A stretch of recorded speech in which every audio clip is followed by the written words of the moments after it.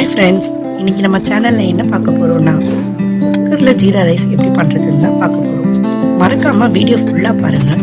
வீட்டில் இருக்கிற இன்க்ரீடியன்ஸ் வச்சு 5 மினிட்ஸில் எப்படி ஜீரா ரைஸ் பண்ணலான்னு தான் இப்போ பார்க்க போகிறோம்.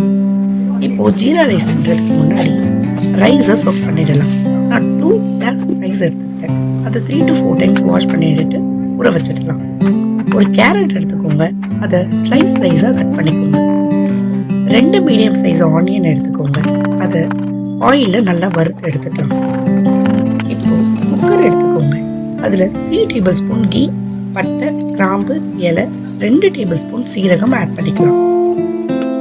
பட்டாணி, கேரட் இதில் ஆட் பண்ணிக்கலாம். ஃப்ளேவருக்கு கொஞ்சமாக புதினாவை சேர்த்துக்கலாம்.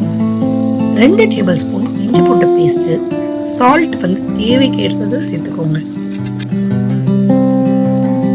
கேஷ்யூவோட கலர் சேஞ்ச் ஆகாமல் இருக்கிறதுக்கு நம்ம இப்போ கேஷ்யூவை சேர்த்துக்கலாம். 2 பச்சை மிளகாவை இதோட சேர்த்துக்கலாம். 2 நிமிஷம் இதை அப்படியே குக் பண்ணிடலாம். இப்போது 2 கிளாஸ்க்கு 4 கிளாஸ் வாட்டர் எடுக்கணும்.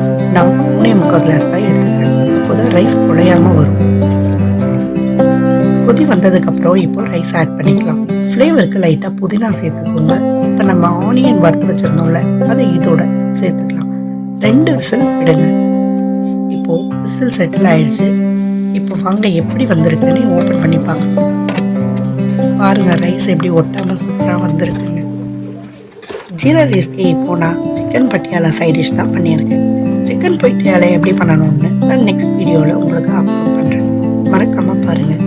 இதே போல் உங்கள் வீட்டில் ட்ரை பண்ணிவிட்டு எப்படி வந்துச்சுன்னு கமெண்ட் செக்ஷனில் கமெண்ட் பண்ணுங்கள். இந்த வீடியோ உங்களுக்கு பிடிச்சிருந்தா please subscribe for more videos. Thank you friends. Next வீடியோவில் இந்த வீடியோ உங்களுக்கு பிடிச்சிருந்தா ப்ளீஸ் சப்ஸ்கிரைப்